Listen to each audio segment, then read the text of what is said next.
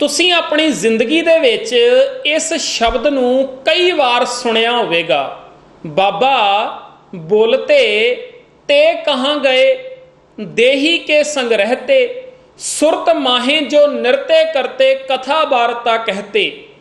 ਜਦੋਂ ਵੀ ਇਹ ਸ਼ਬਦ ਪੜ੍ਹਿਆ ਜਾਂਦਾ ਹੈ ਨਾ, ਕੀਰਤਨ ਦੇ ਰੂਪ ਦੇ ਵਿੱਚ ਗਾਇਆ ਜਾਂਦਾ ਹੈ, ਤੇ ਸਾਡੇ ਸਾਹਮਣੇ ਇੱਕ ਪਿਕਚਰ ਬਣਦੀ ਹੈ ਕਿ ਜਿਵੇਂ ਇਸ ਸ਼ਬਦ ਦੇ ਵਿੱਚ ਨਾ ਕਿਸੇ ਬਜ਼ੁਰਗ ਬੰਦੇ ਦਾ ਜ਼ਿਕਰ ਚੱਲਦਾ ਪਿਆ ਹੈ ਜਿਹਦੀ ਨਾ ਡੈਥ ਹੋ ਚੁੱਕੀ ਹੈ।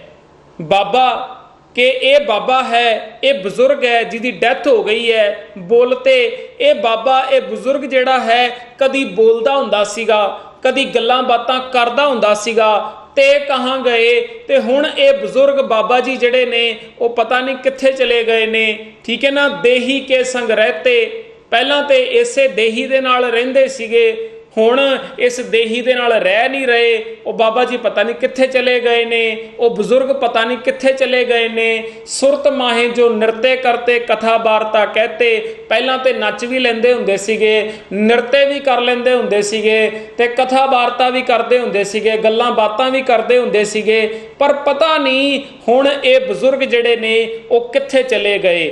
ਜਦੋਂ ਵੀ ਕਿਸੇ ਬਜ਼ੁਰਗ ਦੀ ਡੈਥ ਹੁੰਦੀ ਹੈ ਨਾ, ਤੁਸੀਂ ਵੇਖਿਆ ਹੋਏਗਾ ਕਿ ਆਮ ਕਰਕੇ ਕੀਰਤਨੀਏ ਸਿੰਘਾਂ ਦੇ ਵੱਲੋਂ ਇਸ ਸ਼ਬਦ ਨੂੰ ਪੜ੍ਹਿਆ ਜਾਂਦਾ ਹੈ, ਤੇ ਸੱਚ ਕਰਕੇ ਜਾਣਿਓ ਰੱਜ ਕੇ ਲੋਕਾਂ ਨੂੰ ਮੂਰਖ ਬਣਾਇਆ ਜਾਂਦਾ ਹੈ।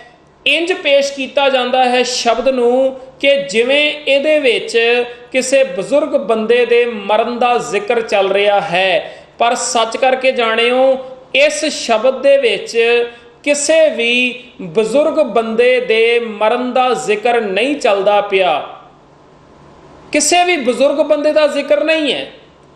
ਗੱਲ ਇੱਥੇ ਪਤਾ ਕਿਹਦੀ ਹੋ ਰਹੀ ਹੈ? ਗੱਲ ਹੋ ਰਹੀ ਸੀ ਤੁਹਾਡੀ, ਗੱਲ ਹੋ ਰਹੀ ਸੀ ਮੇਰੀ, ਗੱਲ ਹੋ ਰਹੀ ਸੀ ਕੁੱਲ ਮਨੁੱਖਤਾ ਦੀ। ਸਾਨੂੰ ਕੁਝ ਸਮਝਾਇਆ ਜਾ ਰਿਹਾ ਹੈ, ਠੀਕ ਹੈ ਨਾ। ਸਾਨੂੰ ਸਾਰਿਆਂ ਨੂੰ ਗੁਰਬਾਣੀ ਕੋਈ ਮੈਸੇਜ ਦੇਣਾ ਚਾਹੁੰਦੀ ਹੈ। ਇੱਥੇ ਉਹਨਾਂ ਲੋਕਾਂ ਦੀ ਗੱਲ ਹੈ ਜਿਨ੍ਹਾਂ ਲੋਕਾਂ ਨੇ ਨਾ ਸੱਚ ਨੂੰ ਆਪਣੇ ਜੀਵਨ ਦੇ ਵਿੱਚ ਕਮਾਇਆ ਹੈ, ਜਿਨ੍ਹਾਂ ਨੇ ਸੱਚ ਨੂੰ ਆਪਣੇ ਜੀਵਨ ਦੇ ਵਿੱਚ ਕਮਾਇਆ ਹੈ ਨਾ, ਉਹਨਾਂ ਦੀ ਗੱਲ ਕਰਦਿਆਂ ਹੋਇਆਂ ਸਾਨੂੰ ਸਮਝਾਇਆ ਜਾ ਰਿਹਾ ਹੈ ਕਿ ਭਲਿਓ, ਜੇ ਤੁਸੀਂ ਵੀ ਆਪਣੇ ਜੀਵਨ ਨੂੰ ਸਵਾਰਨਾ ਚਾਹੁੰਦੇ ਹੋ ਤੇ ਸੱਚ ਨਾਲ ਜੁੜੋ।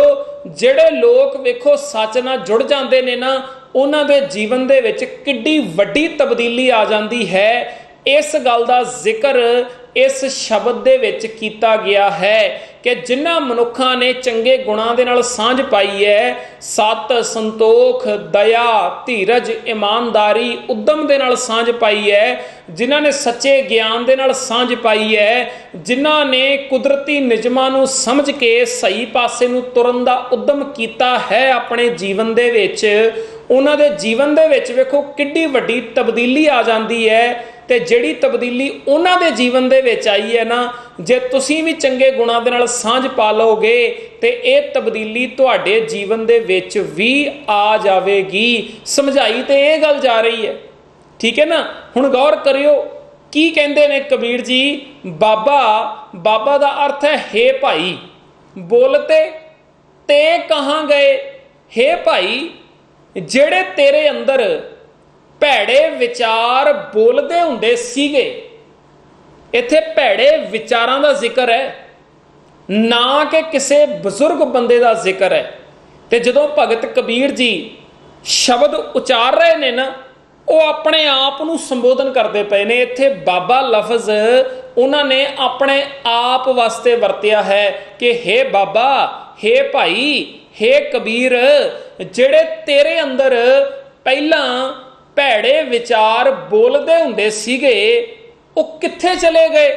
ਠੀਕ ਹੈ ਨਾ। ਹੁਣ ਗੌਰ ਕਰਿਓ, ਜਦੋਂ ਮੈਂ ਇਸ ਸ਼ਬਦ ਨੂੰ ਪੜ੍ਹਨਾ, ਮੈਂ ਆਪਣੇ ਉੱਤੇ ਢੁਕਾ ਕੇ ਪੜ੍ਹਾਂ, ਤੁਸੀਂ ਆਪਣੇ ਉੱਤੇ ਢੁਕਾ ਕੇ ਪੜ੍ਹੋ। ਜਦੋਂ ਸਾਡੇ ਜੀਵਨ ਦੇ ਵਿੱਚ ਤਬਦੀਲੀ ਆਵੇ ਨਾ, ਫਿਰ ਅਸੀਂ ਇਸ ਸ਼ਬਦ ਨੂੰ ਆਪਣੇ ਤੇ ਢੁਕਾ ਸਕਦੇ ਹਾਂ।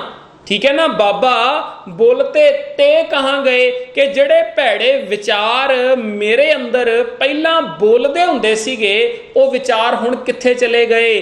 ਹੁਣ ਜੀਵਨ ਦੇ ਵਿੱਚ ਭੈੜੇ ਵਿਚਾਰ ਰਹਿ ਨਹੀਂ ਗਏ, ਕਿਉਂਕਿ ਫਰੀਦਾ ਬੁਰੇ ਦਾ ਭਲਾ ਕਰ ਹੋ ਗਿਆ। ਇੱਥੇ ਬੁਰੇ ਵਿਚਾਰਾਂ ਨੂੰ ਭਲਾਈ ਵਾਲੇ ਵਿਚਾਰਾਂ ਦੇ ਵਿੱਚ ਤਬਦੀਲ ਕਰ ਦਿੱਤਾ ਗਿਆ ਹੈ, ਕਿਉਂਕਿ ਚੰਗੇ ਗੁਣਾਂ ਦੇ ਨਾਲ ਸਾਂਝ ਪੈ ਗਈ ਹੈ ਨਾ। ਇੱਥੇ ਸੱਚ ਨਾਲ ਸਾਂਝ ਪੈ ਗਈ ਹੈ, ਸੰਤੋਖ ਨਾਲ ਸਾਂਝ ਪੈ ਗਈ ਹੈ, ਦਇਆ ਧੀਰਜ ਦੇ ਨਾਲ ਸਾਂਝ ਪੈ ਗਈ ਹੈ, ਸੱਚੇ ਗਿਆਨ ਦੇ ਨਾਲ ਸਾਂਝ ਪੈ ਗਈ ਹੈ। ਤੇ ਜਿਸ ਮਨੁੱਖ ਦੀ ਸਾਂਝ ਸੱਚੇ ਗਿਆਨ ਦੇ ਨਾਲ ਪੈ ਜਾਵੇ ਉਹਦੇ ਜੀਵਨ ਦੇ ਵਿੱਚ ਚੰਗੇ ਵਿਚਾਰ ਹੀ ਤੇ ਹੋਣਗੇ, ਭਲਾਈ ਵਾਲੇ ਵਿਚਾਰ ਹੀ ਤੇ ਹੋਣਗੇ। ਔਗੁਣ ਥੋੜੀ ਨਾ ਉਹਦੀ ਜ਼ਿੰਦਗੀ ਦੇ ਵਿੱਚ ਹੋਣਗੇ, ਗੁਣ ਹੀ ਤੇ ਉਹਦੀ ਜ਼ਿੰਦਗੀ ਦੇ ਵਿੱਚ ਹੋਣਗੇ।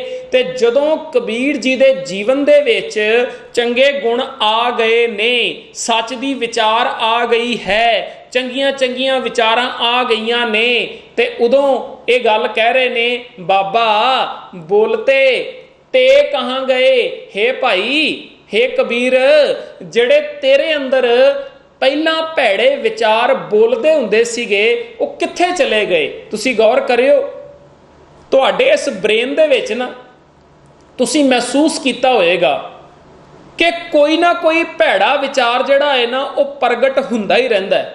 ਜਦੋਂ ਸਾਡੀ ਚੰਗੇ ਗੁਣਾਂ ਦੇ ਨਾਲ ਸਾਂਝ ਨਹੀਂ ਪਈ ਹੁੰਦੀ ਉਦੋਂ ਕੀ ਚੱਲ ਰਿਹਾ ਹੁੰਦਾ, ਕੋਈ ਨਾ ਕੋਈ ਭੈੜਾ ਵਿਚਾਰ ਜਿਹੜਾ ਹੈ ਅੰਦਰ ਚੱਲਦਾ ਹੀ ਰਹਿੰਦਾ ਹੈ।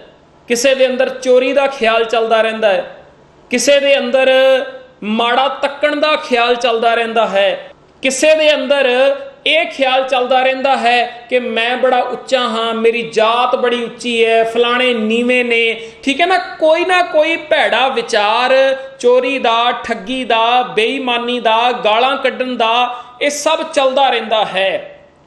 ਪਰ ਜਦੋਂ ਚੰਗੇ ਗੁਣਾਂ ਨਾਲ ਸਾਂਝ ਪੈ ਜਾਂਦੀ ਹੈ ਨਾ, ਫਿਰ ਇਹ ਭੈੜੇ ਵਿਚਾਰ ਅੰਦਰ ਰਹਿੰਦੇ ਨਹੀਂ। ਇਹ ਜਿਹੜੇ ਭੈੜੇ ਵਿਚਾਰ ਪਹਿਲਾਂ ਅੰਦਰ ਬੋਲਦੇ ਸੀ ਨਾ, ਇਹ ਪਹਿਲਾਂ ਜਿਹੜੇ ਦਿਮਾਗ ਦੇ ਵਿੱਚ ਪ੍ਰਗਟ ਹੁੰਦੇ ਸੀਗੇ, ਕਬੀਰ ਜੀ ਕਹਿੰਦੇ ਤੇ ਕਹਾਂ ਗਏ, ਹੁਣ ਉਹ ਪਤਾ ਨਹੀਂ ਕਿੱਥੇ ਚਲੇ ਗਏ, ਕਿਉਂਕਿ ਚੰਗੇ ਗੁਣਾਂ ਨਾਲ ਸਾਂਝ ਪੈ ਗਈ। ਹੁਣ ਭੱਜ ਗਏ ਉਹ ਪੁਰਾਣੇ ਵਿਚਾਰ, ਉਹ ਭੈੜੇ ਵਿਚਾਰ ਚਲੇ ਗਏ। ਬਾਬਾ ਬੋਲਤੇ ਤੇ ਕਹਾਂ ਗਏ, ਦੇਹੀ ਕੇ ਸੰਗ ਰਹਤੇ। ਪਹਿਲਾਂ ਤੇ ਉਹ ਭੈੜੇ ਵਿਚਾਰ ਇਸੇ ਦੇਹੀ ਦੇ ਨਾਲ, ਇਸੇ ਸਰੀਰ ਦੇ ਨਾਲ ਹੀ ਰਹਿੰਦੇ ਸੀਗੇ। ਪਹਿਲਾਂ ਤੇ ਮੇਰੇ ਦਿਮਾਗ ਦੇ ਵਿੱਚ ਹੀ ਸੀ ਨਾ ਉਹ ਵਿਚਾਰ, ਪਰ ਹੁਣ ਨਹੀਂ ਹੈਗੇ। ਦੇਹੀ ਕੇ ਸੰਗ ਰਹਤੇ ਸੁਰਤ ਮਾਹੇ ਜੋ ਨਿਰਤੇ ਕਰਤੇ। ਉਹ ਭੈੜੇ ਵਿਚਾਰ ਸਨ ਨਾ ਜਿਹੜੇ, ਪਹਿਲਾਂ ਕੀ ਕਰਦੇ ਸੀ, ਮੇਰੀ ਸੁਰਤ ਦੇ ਵਿੱਚ, ਮੇਰੇ ਦਿਮਾਗ ਦੇ ਵਿੱਚ ਨਾ ਨਿਰਤੇ ਕਰਦੇ ਰਹਿੰਦੇ ਸੀਗੇ, ਇੱਥੇ ਡਾਂਸ ਕਰਦੇ ਰਹਿੰਦੇ ਸੀਗੇ, ਇੱਥੇ ਨੱਚਦੇ ਰਹਿੰਦੇ ਸੀਗੇ। ਸੁਰਤ ਮਾਹੇ ਜੋ ਨਿਰਤੇ ਕਰਤੇ।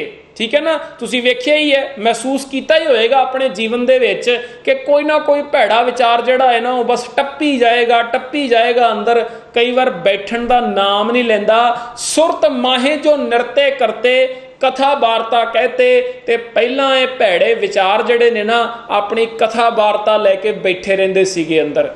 ਭੈੜੇ ਵਿਚਾਰਾਂ ਦੀ ਕਥਾ ਵਾਰਤਾ ਜਿਹੜੀ ਹੈ ਨਾ ਉਹ ਦਿਮਾਗ ਦੇ ਵਿੱਚ ਚੱਲਦੀ ਰਹਿੰਦੀ ਸੀਗੀ। ਮੰਨ ਲਓ ਇੱਕ ਬੰਦੇ ਦੇ ਅੰਦਰ ਚੋਰੀ ਕਰਨ ਦਾ ਖਿਆਲ ਟੱਪਦਾ ਪਿਆ ਹੈ, ਨੱਚਦਾ ਪਿਆ ਹੈ, ਤੇ ਉਹਦੇ ਅੰਦਰ ਫਿਰ ਕਥਾ ਵਾਰਤਾ ਚੱਲਣੀ ਸ਼ੁਰੂ ਹੋ ਜਾਂਦੀ ਹੈ ਨਾ ਕਿ ਮੈਂ ਚੋਰੀ ਕਿਵੇਂ ਕਰਨੀ ਹੈ। ਪੂਰੀ ਪਲਾਨਿੰਗ ਜਿਹੜੀ ਹੈ ਉਹ ਦਿਮਾਗ ਦੇ ਵਿੱਚ ਸ਼ੁਰੂ ਹੋ ਜਾਂਦੀ ਹੈ, ਪੂਰੀ ਡਿਟੇਲ ਜਿਹੜੀ ਹੈ ਉਹਦੇ ਦਿਮਾਗ ਦੇ ਵਿੱਚ ਬਣਨ ਲੱਗ ਪੈਂਦੀ ਹੈ। ਉਹਨੂੰ ਕਿਹਾ ਗਿਆ ਕਿ ਕਥਾ ਵਾਰਤਾ ਜਿਹੜੀ ਹੈ ਨਾ ਉਹ ਦਿਮਾਗ ਦੇ ਵਿੱਚ ਸ਼ੁਰੂ ਹੋ ਜਾਂਦੀ ਹੈ। ਪਰ ਜਿਨ੍ਹਾਂ ਮਨੁੱਖਾਂ ਦੀ ਸਾਂਝ ਸੱਚ ਨਾਲ ਪੈ ਜਾਂਦੀ ਹੈ ਨਾ, ਫਿਰ ਉੱਥੇ ਵਾਪਰਦਾ ਕੀ ਹੈ, ਗਗਨ ਨਗਰ ਇੱਕ ਬੂੰਦ ਨਾ ਬਰਖੈ। ਇਸ ਗਗਨ ਨਗਰ ਦੇ ਵਿੱਚ, ਭਾਵ ਇਸ ਦਿਮਾਗ ਦੇ ਵਿੱਚ ਹੁਣ ਇੱਕ ਵੀ ਭੈੜੇ ਵਿਚਾਰਾਂ ਦੀ ਬੂੰਦ ਜਿਹੜੀ ਹੈ ਨਾ ਉਹ ਬਰਸਦੀ ਨਹੀਂ ਹੈ। ਭਾਵ ਇੱਕ ਵੀ ਭੈੜਾ ਵਿਚਾਰ ਜਿਹੜਾ ਹੈ ਉਹ ਮੇਰੇ ਉੱਤੇ ਹਮਲਾਵਰ ਹੋ ਕੇ ਨਹੀਂ ਆ ਸਕਦਾ, ਕਿਉਂਕਿ ਮੈਂ ਚੰਗੇ ਗੁਣਾਂ ਦੇ ਨਾਲ ਸਾਂਝ ਪਾ ਲਈ ਹੈ। ਸੱਜਣ ਸਈ ਨਾਲ ਮੈਂ ਚੱਲਦਿਆਂ ਨਾਲ ਚਲਨ। ਹੁਣ ਮੇਰੇ ਨਾਲ ਚੰਗੇ ਗੁਣ ਹੈਗੇ ਨੇ, ਇਹ ਮੇਰੇ ਸੱਜਣ ਨੇ। ਸੱਜਣ ਸਈ ਨਾਲ ਮੈਂ ਚੱਲਦਿਆਂ ਨਾਲ ਚਲਨ। ਜਿੱਥੇ ਲੇਖਾ ਮੰਗੀ ਹੈ ਤਿੱਥੇ ਖੜੇ ਦਿਸਨ। ਜਿੱਥੇ ਵੀ ਮੈਨੂੰ ਕਿਸੇ ਵੀ ਤਰ੍ਹਾਂ ਦੀ ਕੋਈ ਵੀ ਪ੍ਰੋਬਲਮ ਆਉਂਦੀ ਹੈ ਉੱਥੇ ਇਹ ਚੰਗੇ ਗੁਣ ਮੇਰੇ ਸਹਾਈ ਬਣ ਕੇ ਮੇਰੇ ਨਾਲ ਖਲੋ ਜਾਂਦੇ ਨੇ।